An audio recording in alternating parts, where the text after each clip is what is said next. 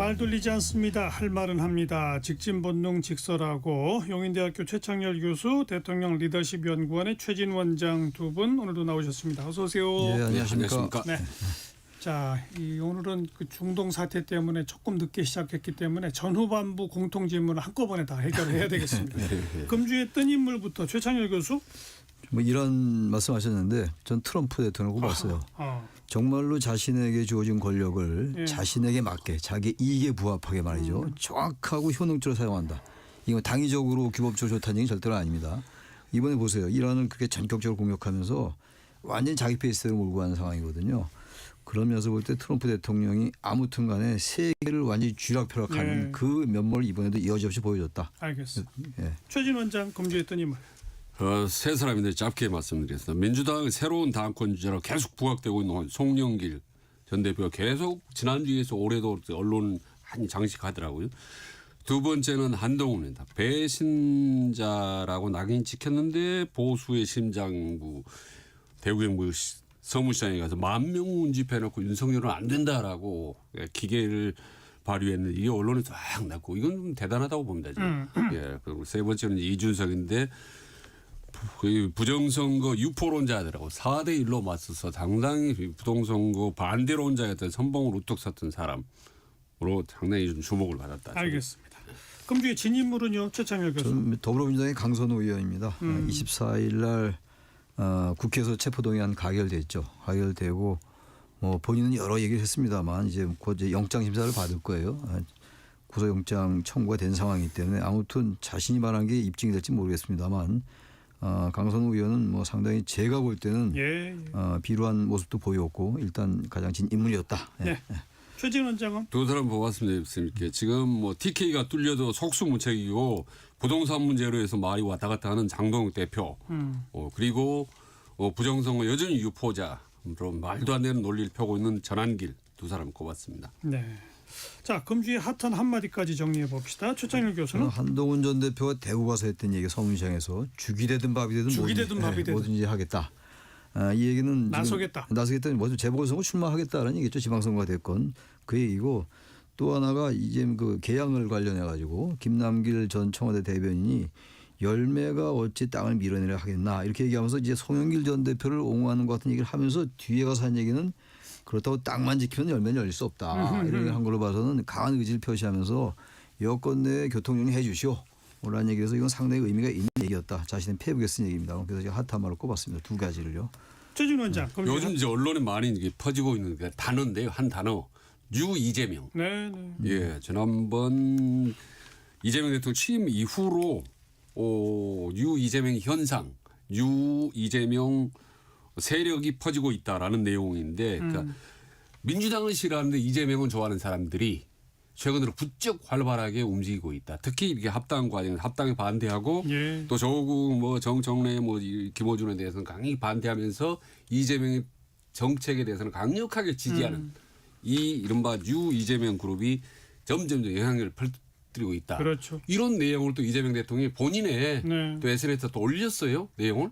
그래서 이재명 대통령 본인도 이 유 이재명 현상, 유 이재명 세력에 대해서 상당히 긍정적으로 보고 있는 것 같다라는 것을 입증하는 그런 내용이었습니다. 네, 그 얘기부터 쭉 더 이어가 보죠. 최창렬 교수는 유 이재명 실체가 있다고 보시죠? 저는 있다고 봅니다. 그렇죠? 제주에도 많고요.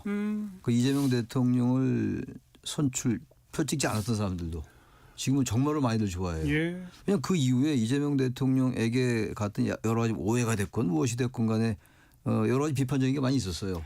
아니 숫자를 봐도 대통령 선거에서 득표한 득표율보다 지지율이 월등하게 높잖아요. 그렇기 때문에 그게 실체가 있는 거예요. 그리고 실용적인 거 그리고 통합에 대한 노력 이런 것들 그리고 정말로 이 이재명 대통령이 실용과 합리구나 국익이구나 이게 아주 드러나잖아요. 역대 어느 대통령보다 그게 행동으로 옮겨지고 있기 때문에 주식시장에 대처하는 거 보세요. 어딘 같은 거 볼 때. 그럴 때 볼 때 유 이재명은 분명히 있다. 과거의 전통적인 지지층과 좀 다른 성격의 그 세력이 분명히 세력화됐다. 확실히 그런 것 같아요. 제가 주변에 만나는 그룹들이 보수 성향의 그룹들이 꽤 많거든요. 그런데 그분들이 민주당은 맹렬히 비판하고 정청래는 맹렬히 비판하면서도 이재명 대통령에서는 정말 정책하는 거 보니까 맞아요. 이거 좀 만만치 않다라고 긍정평가하는 사람들이 의외로 많더라고요. 지금 실체가 분명히 있는 것 같아요. 네, 아니 그 이재명 팬클럽에서 네.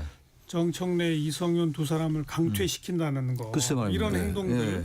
그러니까 지금 이재명 대통령을 지지하지 않았던 내지는 표를 찍지 않았던 사람들이 새로 편입된 것도 뉴 이재명이지만 물론이죠. 그게 아니라 이재명 대표 시절에 새로 당원으로 입당한 사람이거나 네. 이재명 팬클럽으로 활동해 오던 사람이거나 네. 이런 사람들도 정청래식의 민주당 노선에 반기를 반대에 들면서 많죠. 네. 일종의 집단화하고 있는 네. 요 또 뉴 이재명이 있거든요. 그렇죠. 그러니까 그 기존에 이제 이재명 대통령 전 대표 시절에 있었던 그러한 세력을 대체하는 거예요. 예. 성격 자체가 바뀐 겁니다. 그러니까 기존에 민주당을 지지하는 이른바 강성 지지다, 강성 당원이다 이것과는 좀 개념이 다른 거예요. 다르죠. 완전히 이제 스펙트럼이 넓혀지는 것이고 네.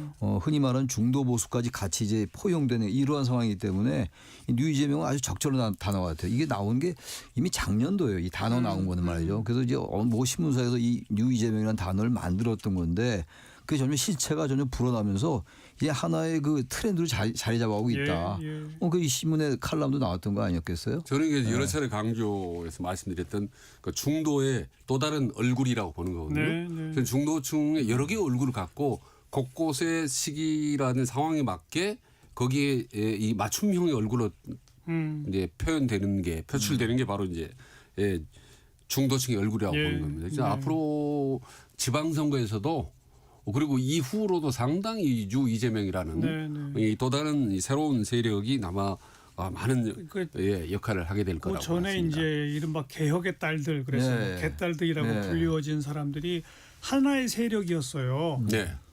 개딸들이 적극적으로 밀어서 대통령 된 게 이재명이니까. 네. 그런데 그 하나의 세력이 내부적으로 분화하고 있는 거라고 그럼요. 저는 또 네. 보여지거든요. 네.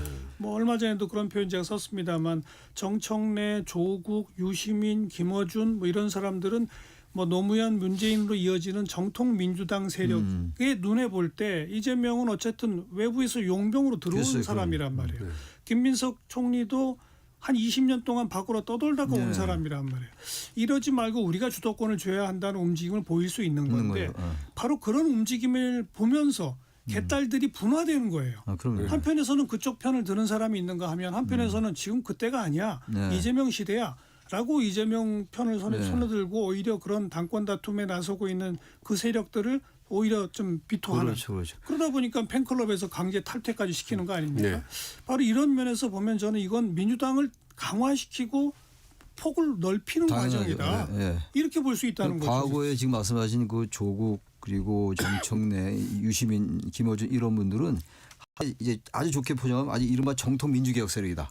라고 보는 거예요. 정통 자신들이 민주당의 본류다. 예. 근데 이재명 대통령 본류가 아니다라고 보는 거예요. 본류가 아니고 외부 세력이고 일단 자신들이 지지해왔던 거기서 뭔가 자꾸 이탈하는 거 아닌가. 자꾸 합리적 얘기하고 보수 얘기하고 중도 얘기하고 실제 인물도 그렇게 기용을 하고 이런 거에 대한 그 갈등이 생긴 겁니다. 네. 그 여러 가지 현상 같은 게 합당 문제에서의 갈등이라든지 1인 1표제 등 여러 가지로 이제 현상이 분출된 건데 이제 뉴 이재명이라는 하나의 트렌드가 생긴 거예요. 네, 저는 유 이재명의 어떤 중요한 특징이 뭐냐면 또 가장 바람직하다라고 주장하는 이유가 이념을 싫어합니다. 그리고 실용을 좋아하기 때문에 중도 실용주의라고 하죠. 네, 중도 실용주의가 똘똘 뭉쳐서 이렇게 밖으로 외부로 이렇게 형상화된 게 바로 유 이재명에서 참 저는 알겠습니다. 앞으로 바람직한 현상이 일어나고 있다라고 봅니다. 그런데 지금 이제 이른바 사법개혁 3법은 그냥 원래 계획대로 전부 다 통과를 시켰습니다. 물론 이것도 대통령 청와대하고 견해 차이가 뚜렷하지는 않았다고 봐야 되겠죠. 뚜렷했다면 이렇게 강행 통과를 안 갔을 수도 있는 거 아닌가요? 아주 명시적으로는 아니었던 것 같아요. 근데 법외국제가 이제 상정되기 직전에 수정이 됐었잖아요. 수정됐죠, 그런 것도 이제 청와대와 조금의 결이 차이가 있었던 겁니다. 근데 지금 이 상황 속에서 지금 합당 무산됐죠. 민주당과 혁신당 합당 무산된 상황이고 이재명 대통령과 정청래 대표 사이에 제가 볼 때 뭐 진압이라는 표현이 맞을지 모르겠으나 일단 정리가 된 거예요 이제. 제가 명청 갈등이라는 용어가 맞지 않다고 여러 번 말씀드렸는데 그런 차원에서 또 다시 법을 계속 완전하게 명시적으로 막는 거는 이 집권 연합 내부에서의 균열이 너무 비치기 때문에 일단 이렇게 가고 제가 볼 때 그래서 일단 통과시키고 통과됐잖아요. 새 법이 다 통과되고 이제 대통령이 공포하면 시간이 좀 있어요. 그 사이 저는 청와대나 대통령의 어떤 권력으로 해서 좀 이게 완화될 가능성은 전 충분히 있다고 봐요. 왜냐하면 이 법안들이 지금 위헌적 요소가 분명히 있어요. 그 법안에 따라 다르긴 합니다만 모든 세 법이 다 그런 건 아닌데 그런 상황 속에서 지금 뭐 진보 성향의 시민단체들 문제를 이미 제기해 왔고 근데 중도 개혁, 실용, 보수, 뉴 이재명까지 나오는 마당에 굳이 이렇게 무리하게 갈 이유는 별로 없지 않는가라는 생각은 들어요. 예. 저는 여기서 아쉬운 게 민주당이 어떤 그 여론전 그다음에 대국민 설득 이런 부분들이 상당히 좀 부족하다고 봐요. 예. 지금 언론들을 보면요. 마치 민주당이 이재명 대통령 보호하려고 사법부 독립 훼손을 하면서 그러니까요. 무리하게 밀어붙인다. 이런 얘기들이 많이 퍼져 있고 실제로 상당히 좀 진보적인 패널조차도 그런 생각을 하고 있거든요. 그런데 왜 이런 부분에 대해서 이 세 가지 법이 민주당이 지금 밀어붙였던 이 세 법이 그렇게 할 수밖에 없나. 이게 왜 필요한지 이 중요성을 이거 얘기를 안 하는 것 같아요. 앞으로 통과된 이유도 해야 된다고 보는 거예요. 근데 지금 진보적이나 상당히 중도적인 사법부나 이 이제 법조인들 사이에서도 이 세 개의 법안이 상당히 중요성을 얘기를 하거든요. 대표적인 법 애국점을 하더라도 지금까지는 완벽하게 성역이었고 무소불위였던 어떤 사법부 기조 예. 또 정치화된 사법부에 대한 특권 전행에 대해서 쐐기를 박는 그 최초의 법안이다. 예. 긍정적인 역할이 상당히 큽니다. 네. 이거 전혀 도외시되고 그런 거. 그다음에 사심제 논란 이것도 마찬가지고 지금 실질적으로 사심이 아니라 재판을 다시 재판하는 게 아니잖아요. 예. 그게 국민 기본권을 훼손했는지 안 보는 거기 때문에 이런 건 필요한 거고 독일을 비롯한 유럽 국가에서는 이건 사실상의 사심제를 도입하고 있는 겁니다. 예. 그다음에 대법관 증언하는 거 이건요 오래전부터 증언하자라는 거 판사들이 다수도 이렇게 찬성했던 문제고 유럽 같은 나시잖아요. 독일 같은 경우는 230명이고 프랑스는 120명이고 다 100명, 200명 다 넘는 겁니다. 이거는. 맞아요. 그러니까 근데 단점이 있고 좀 부족한 점, 미흡한 점이 있죠. 네. 근데 이 부분만 너무 부각돼 있다는 그러니까 거죠. 지금 이 최진 원장 지적하신 게 일반 국민의 시각에서 보면 네. 법적 이득권, 검찰, 경찰, 재법, 판사라고 하는 법적 이득권에 일반 국민의 기본권을 주장하면서 한 번 더 맞설 수 있는 기회를 두 가지로 부여하자. 하나는 형사고발로 법왜곡죄, 하나는 재판소원제로 헌법재판으로 가보는 거. 네. 이러니까 일반 국민의 입장에서 보면 자기 권한이 확대되는 거거든요. 그러니까 이런 측면을 제대로 홍보 못했다는 것이고 그렇습니다. 반대로 이제 이렇게 했을 때 생길 수 있는 몇 가지 부작용들만 너무 많이 부각됐다는 그렇습니다. 건데 네. 맞아요. 그런 면에서는 민주당이 대국민 설득전 조금 부족하죠. 이게 시간을 너무 촉박하게 가져갈 이유가 없는 거예요. 지금 지지율 높고 대통령에 대한 지지율은 물론이고 워낙 국민의힘이 뭐 자초한 면이 있습니다만 아무튼간에 민주당의 지지율도 압도적이란 말이에요. 정당이고 이렇게까지 그리고 법 왜곡죄 이런 것도 제기할 수 있는 것도 되게 많아요. 긍정적인 물론 많습니다만 위헌적 요소 굉장히 많습니다. 이거 부인할 수 없어요.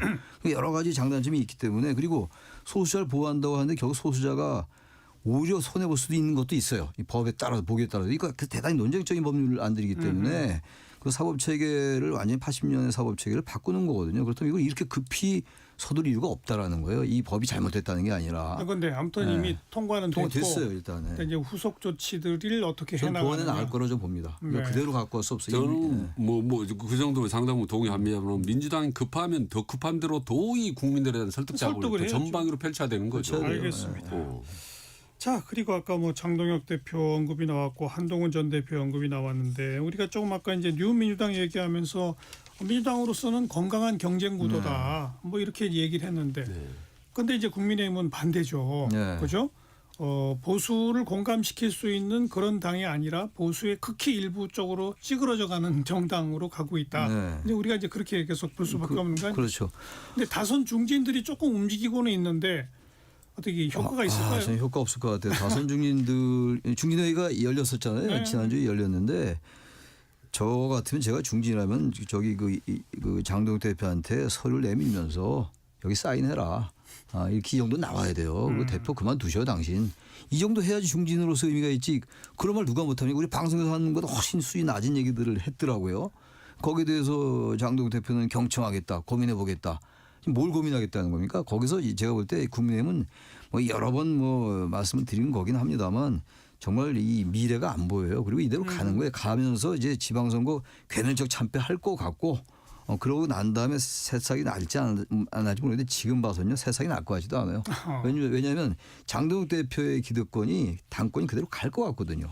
그리고 난 다음에 이제 후년 총선 가서 그때 가서 어떻게 될까? 그건 그때 가서 얘기인 것이고 제가 볼 때 단중기적으로 이 정당은 이제 보수의 어떤 그 대표성이 이미 상실한 지 오래됐고 오히려 더욱더 그러니까 자기가 몰리니까 퇴로가 없으니까 더 강성으로 하고 강경으로 하고 부정선거론자들에게 이번에 보세요. 아까 우리 최진원 원장 말씀하셨지만 그 부정선거 토론했잖아요. 근데 거기서 장동욱 대표가 뭐라고 했습니까? 시스템을 좀 고쳐야 되겠다. 아이고. 그 얘기는 뭡니까? 부정선거론자의 말에 은근히 동조하는 것처럼 느껴지거든요. 그랬어요. 그건 잘못되고 있는 거거든요. 근데 네. 장동욱 대표도 말이죠. 저렇게 이 고집을 부리고 외고업수로 가는 건 믿는 구석이 있을 거예요. 그게 뭘까를 고민했는데 나는 이거 2월 28일이 좀 어제입니까? 이렇게 또 그 동아일보 이렇게 여론조사 결과를 보면 이게 아닌가 싶은 생각이 들어요. 12.3 불법 계엄은 내란이다. 이거 문제가 있다라고 보는 사람이 국민들이 64% 정도 나왔더라고요. 그리고 중도층은 71%예요. 이거 보면은 정말 정동영 대표는 엄청 정말로 이 안 되는 쪽으로 벼랑 끝으로 가는 거죠. 그 밑에 여론조사가 12.3 계엄은 내란이 아니야. 이거 달라. 별 문제가 없어.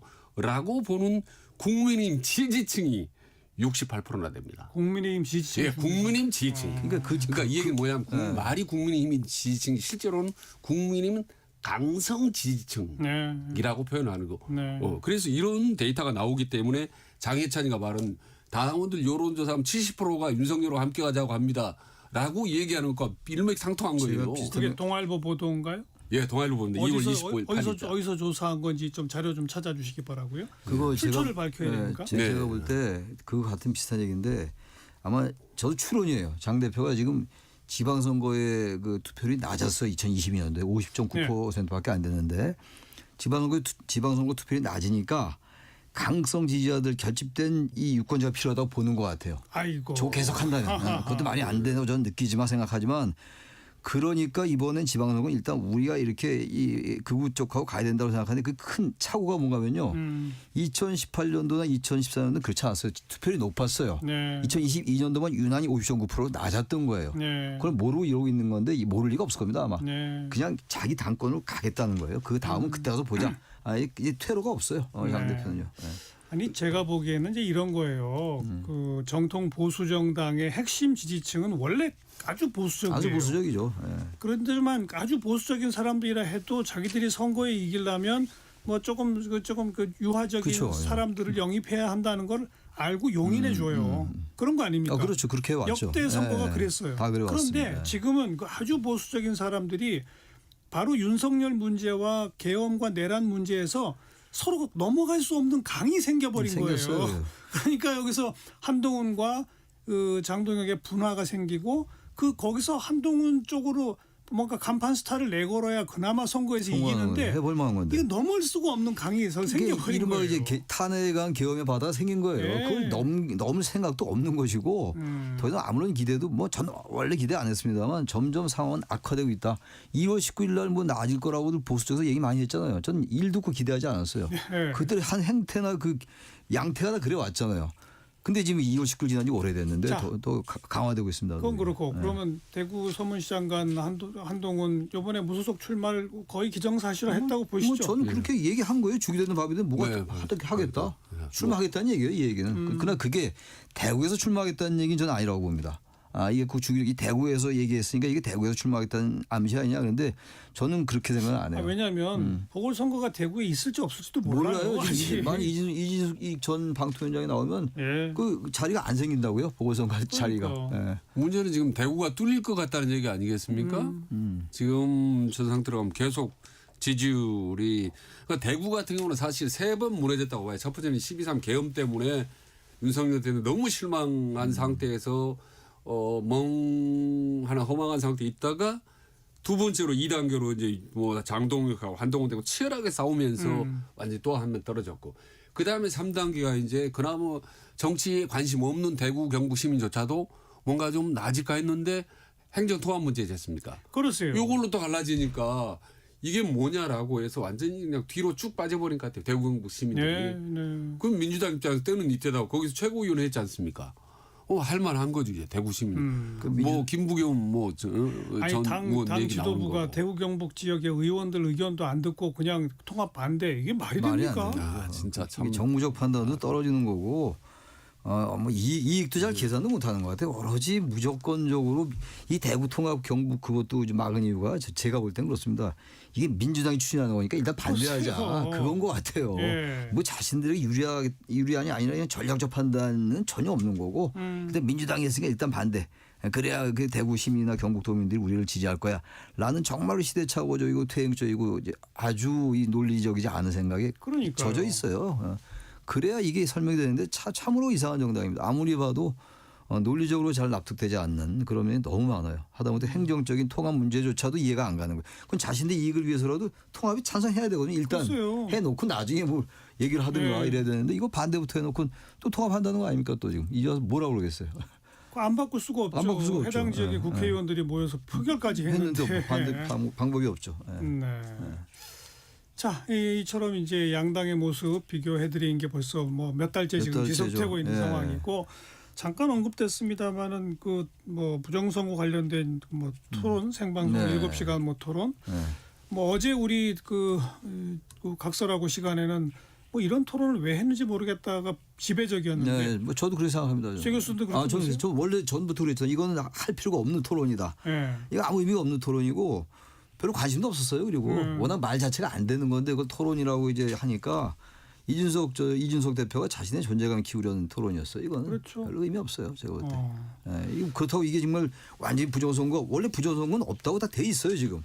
아주 극히 일부 아니, 한 근데 줌도 안 된 사람들이 얘기하는 건데. 심지어 뭐 무슨 뭐 미국의 맨하튼 프로젝트 뭐 이런 것까지 언급하면서 글쎄 그러니까 말이 안 돼. 아무 근거 없는 그런 그저 핵 개발 얘기까지 하고 있으니 말이 됩니까? 그런 그 의혹만 그냥 남발시켜놓고 네, 그 토론은 필요 없는 토론이었어요. 그래서 그러게 저는 그렇게 말이죠. 주장했던 거였습니다. 저는 그 다 봤습니다.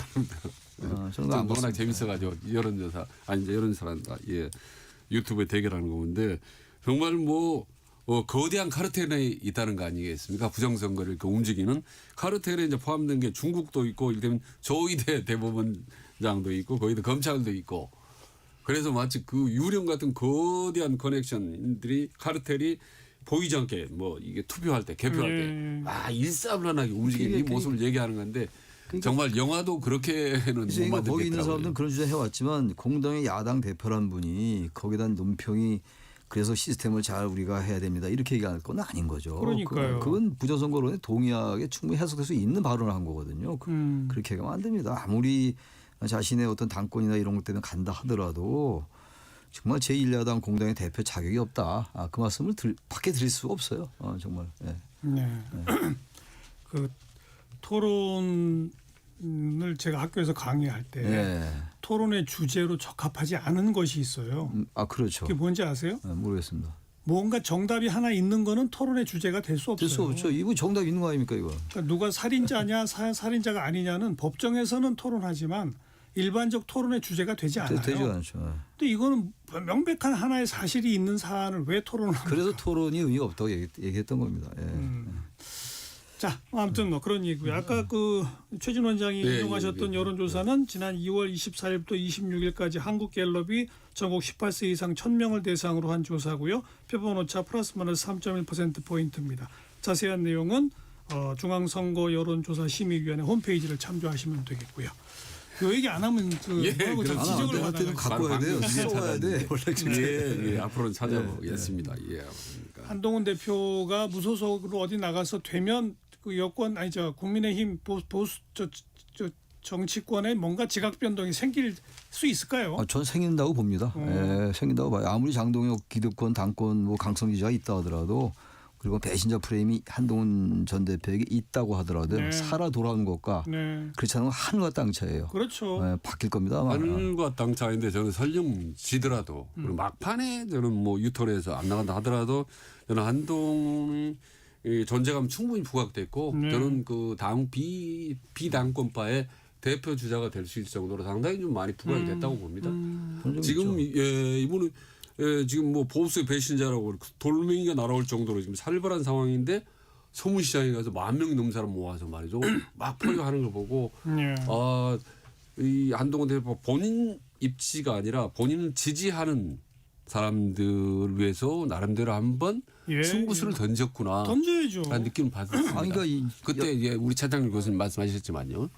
네. 무조건 나갈 거라고 그러니까 예상했는데 무조건 나가야 안 나갈 수가 되고요. 없어요. 지더라도 나가야 돼요. 이거. 무조건 나가야 되고요. 네. 그리고 전 나가면 이길 가능성이 훨씬 높다고 봐요. 저도 그렇게 봐요. 네. 어떻게든 잘 여론조사 돌려봐가지고 그러니까요. 이렇게 설령 보수 쪽에서 후보가 나와도 3등분 해가지고 이긴 데가 예. 있어요. 예. 그거 왜 못 돌립니까? 전 이길 확률이 높다고 보는데 어디가 될지 모르겠습니다만. 그러니까요. 네.